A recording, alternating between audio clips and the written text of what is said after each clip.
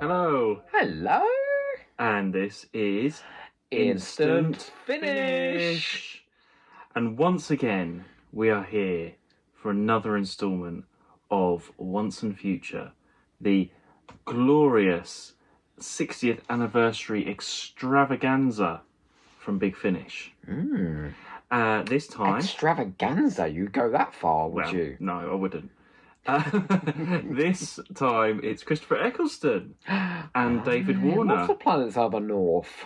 What accent was that? David Warner's sort of Summerfield, come on now. How lovely, can I just say, how lovely to have David Warner in this release, who very sadly we lost this year. So before I say anything else about this release, which we will, it's just wonderful to have David Warner in another release. I think this might be the last one to come out. Yeah. And whilst I wouldn't say this is the best piece of writing he was ever given to perform, certainly his last box set with the Sidemen, Bernie Summerfield series, what's that called? I can't remember that right one now, but that was one astonishingly good. So go check that out and check out the Unbound Doctor and Bernie Summerfield. Well, back to Once and Future, Timelord Immemorial. What does that mean, Timelord Immemorial? Oh, well, weren't you listening to all the explanations in the script? I asked you at the end of the script, what does it all mean? Well, first impressions, there's a lot going on. There was a lot of shouting going on. It's very sort of action heavy, I feel. Yes. And it didn't really give you a breather for quite a while. It was like a flea on a griddle. It was hopping about all over, these little short scenes hopping about all over the place, with the characters sort of coming together and then popping off to this place and popping off to that place. And I was like, just slow down and tell a story. And considering we only have 4 actors in this, 4 characters throughout the whole thing. Yeah. But it's still a bit... I mean, there was a lot of explanation. We've got Liv Chenka. Yes. Nicola Walker. It's a bit of a paradox, Liv Chenka. You know why? Why? Well, because I feel like Nicola Walker is one of the most accomplished actors on British television and in Big Finish. How Liv Chenka is as boring as she is, it baffles me. You know, I like Liv Chenka. I do. I like her. I know she's been in a lot, but she's a great actor. Actually, Nicola Walker is a brilliant actress. But the character, there's nothing to hang the character on. Well, actually, in this, I thought she had the most entertaining lines. I mean, she didn't have very much to do at all, but the odd line that she did have sort of brightened things up, and it was just added a bit of fun. Eccleston had the most entertaining lines in this. He was having quite a laugh. Although I said to you, didn't I? He probably got to the end of this script and went, "Oh, thank God it's the pandemic. You know, it's the pandemic. I wouldn't be doing this shit otherwise." No, Chris Eccleston is doing this for the money, not the quality of the script. Whatever anybody says on the to his credit, like that. He sounds like he truly believes what he's saying. Yeah, he's just doing. He's probably like, "Do you want to work with David Warner? Yeah, you've got to read this shit, but you get to work with David Warner." Yeah. He's probably if nothing else. Same with Nicola Walker. Probably, this story is justified by just bringing together Christopher Eccleston and David Warner. That's 2 great actors. Yeah. Yes. Why it's done that, I've no idea. And why Liv is suddenly in it as well. The reason why David Warner was in it is because apparently the prophecy of Time Lord Immemorial is that there is an observer from an alternate. There's an alternate, an observer, a friend and a foe. I quite like that. It went a bit Zagreus, though, with the nursery You say that rhymes. like it's a good thing. Well, actually, I'd rather have Zagreus. I'd rather listen to Zagreus as well, and that is saying something. So you've got the nursery rhyme thing, you've got this voice that I thought was going to be Rassilon, which it's all sort of Zagreus-y stuff all over again. Just release the 20th anniversary edition of Zagreus and we can all chat about that. But what does it all mean? What is Once and Future about? What is its purpose? What is this story about? Well, all this sand stuff at the beginning really confused me. There's Liv on the beach having a holiday. These weird sand people popping up out of nowhere. And everyone sort of already seems to know what's going on. And this other character, or this master, not master... The Luminat. We haven't actually met ourselves in other releases. I thought that was quite a fun performance as well. She's having fun. It was, but I think everyone just suddenly knows what's going on, and it's of course it's this, and we're here, and there's this, and there's this, and it's not a story. It's just a series of explanations. Yeah. None of these have been stories. None of these have plots. This is not a story at all. It's not.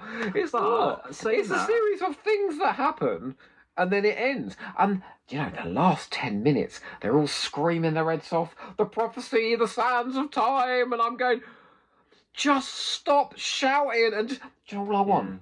All I want, and this is not a big ask, is I want a simple piece of storytelling, with actual characters with emotional resonance, and just a couple of good ideas. Like, this had a few good ideas, isn't it? A place where it was all of time in one place. That's a good idea. Hopped over in 2 minutes.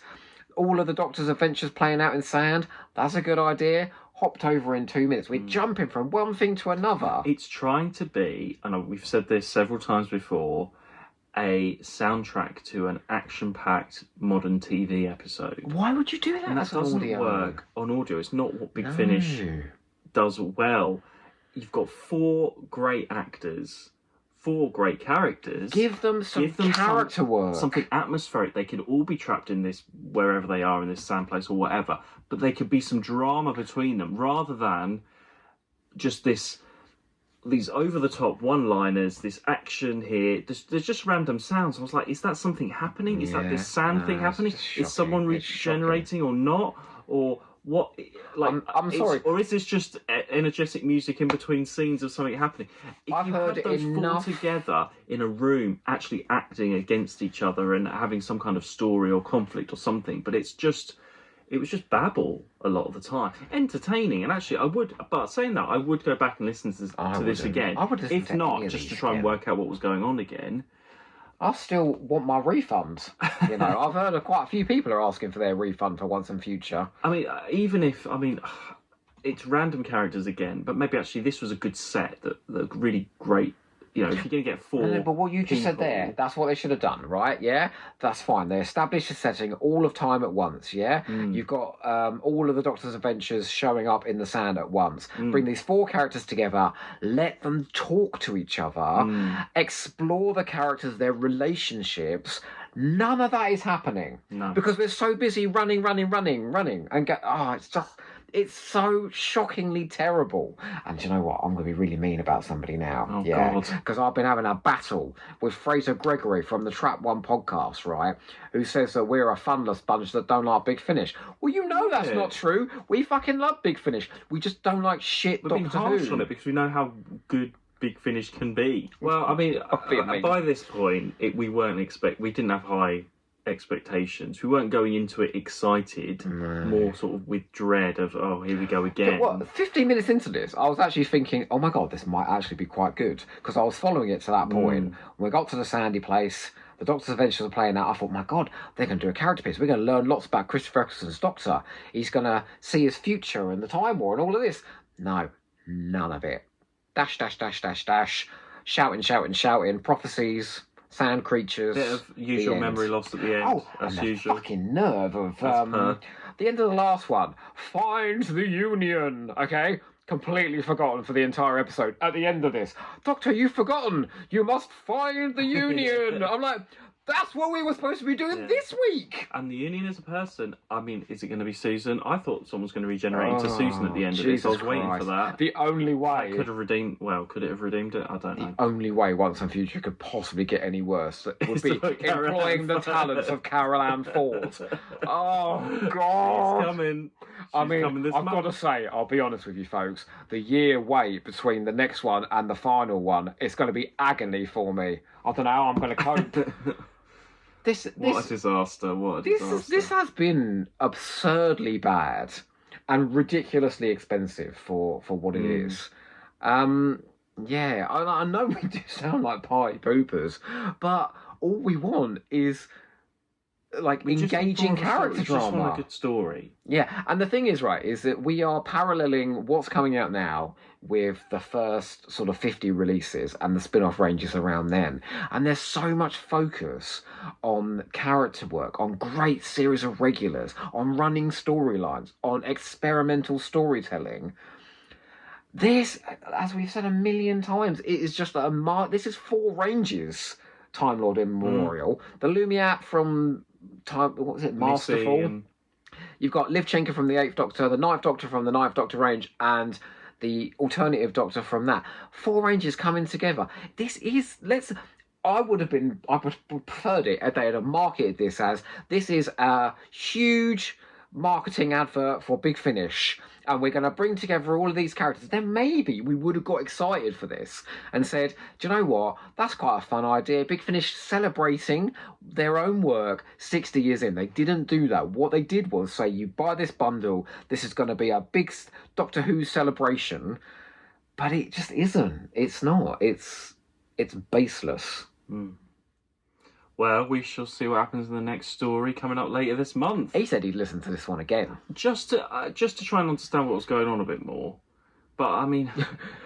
Is that why you want to listen to it again? Because you didn't understand it the first time. I would suggest that Lisa McMullen did not do her job properly then. It seemed like the shortest one. It went by really quick. Well, that's because they're dashing about from place to place. So, it was an easy listen. It's just nothing happened. What do you think's been the strongest one so far? Let's say something nice about difficult. this. For me, it's Artists at the End of Time. I think I said I like Genius for War. Maybe then Artists at the End of Time. Artists at the End of Time, it had a message, which I liked, and it explored an idea. So that was at least something. It was something to hang the story on. What is this about? What is the purpose of this story? Why does it exist beyond bringing these 4 characters together? And I've been saying that every single month. Yeah, every month we're like, next one. I'll tell you what, look, just to make you all find some enjoyment in this video, here is a fluffy hamster. Okay, well, we'll see you next time. Very soon, actually, for the next instant. He's the only person not appearing in Once and Future. And maybe next year to finish big.